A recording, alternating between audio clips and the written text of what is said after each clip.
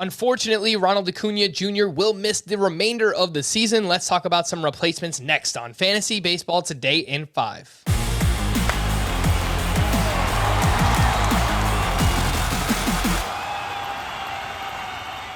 Welcome into FBT in 5. As always, make sure to follow and stream us on Spotify. Today is Monday, July 12th. I am Frank Stanfield, joined by Chris Towers, and Ronald Acuña Jr. did tear his ACL this season. There's a chance that he misses the start of next season as well. You know how good he is, top 5 hitter in both roto and head-to-head points this season.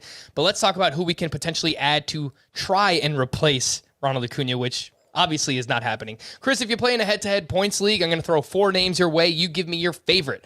Brendan Nimmo, Andrew Benintendi, Alex Kirilloff, and Andrew Vaughn. They are all rostered in less than 70% of CBS leagues. Yeah, I think Nimmo's the best choice in a points league. I guess you could argue Vaughn or Kirilloff, if they get going, could be higher upside players, but Nimmo's an on-base machine. He walks a ton. He hits at the top of what should be a pretty good, if not very good, Mets lineup moving forward. So I think he's the clear option in a points league, and it's easier to replace Acuña in a points league because you don't need to focus on stolen bases. That's what Nimmo, he'll give you a handful, but not enough to make any kind of real difference. Speaking of those stolen bases, how would you replace Ronald Acuña if you play in a roto or a categories league? I have a few names here as well. Akil Badu, 50% rostered. Kike Hernandez, 43% rostered. Miles Straw, 46%. And Jesus Sanchez, who is not going to give you speed, but has been hitting the ball much better as of late. He's only 32% rostered. Badu, Kike Hernandez, Straw, and Jesus Sanchez. Chris, who's your favorite there? Yeah, I'll also throw in Benintendi here if he's available in your leagues because the Royals are letting him run quite a bit. He's on like a 16 steal pace. If not him, Straw is the best bet for stolen bases. If you're specifically looking for stolen bases, you'll obviously have to make up for a lot of power, but when you're replacing Ronald Acuña, sacrifices have to be made. Akil Badu, I wish he was playing more often, but he's hitting really, really well since the Tigers basically moved him in a platoon where he's only facing righties. He's hitting for a little bit of power. He's running. He's getting on base. I do like him moving forward as a starter. And, Jesus Sanchez, if you want to take an upside play, he does have significant upside, really good bat speed, hits the ball very hard. There have been real signs so far that he can be a difference maker. Yeah, specifically if you need some batting average and some power, it seems like he's coming around. He had 3 hits on Sunday. Jesus Sanchez did.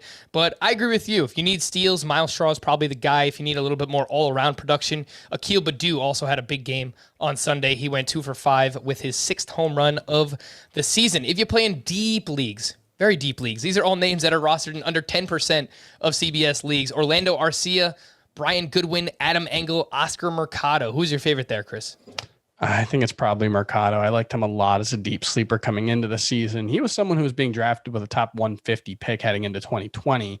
Over a full season, he does have 15 homer, maybe 5 steal potential. So he's one rare guy who could actually help you in multiple categories. I'm not saying he's definitely going to, but Mercado would be my top option. If not him, Orlando Arcia.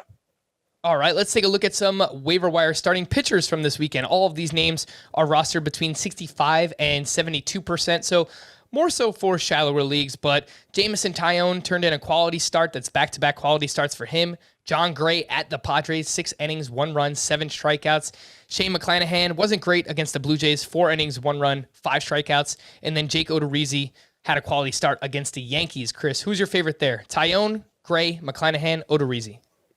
Favorite is either McClanahan or Gray, and I'd be willing to add either of them. I think my least favorite is probably Taillon. Even in the last 2 starts, which has been his best stretch of the season, only like a 28% caught plus swinging strike rate, which, league average is right around 30%. Only about a 9% swinging strike rate. Again, league average 10 to 11%. So, even in this stretch, I just don't think he's been particularly impressive. Last one for you. Any interest in Tristan McKenzie, who made a spot start on Friday for Cleveland? 7 shutout innings with 9 strikeouts. He was really great last season. Velocity was up in that start as well. He's only 35% rostered. The problem is we don't know if he's going to stick in Cleveland's rotation. Yeah, and the big thing for me, if he does stick in Cleveland's rotation, we're going to have to keep a close eye on that velocity because He started out throwing like 94, 93 last season. By, his fifth, sixth start, he was down 91, 90, 90, 91. So if he can be in that 93 mile per hour range consistently, I think he can be a very effective pitcher. So I definitely do have some interest in him. And I might actually rather take a flyer on his upside than Taillon's, actually. All right, good to know there for Tristan McKenzie. For more extensive fantasy baseball coverage, listen to the Fantasy Baseball Today podcast on Spotify, Apple Podcasts, Stitcher, your smart speakers, or anywhere else podcasts are found. And thanks for listening to Fantasy Baseball Today in 5. If you enjoyed the pod, please leave a 5-star review on Apple. We'll be back again tomorrow morning. Bye-bye.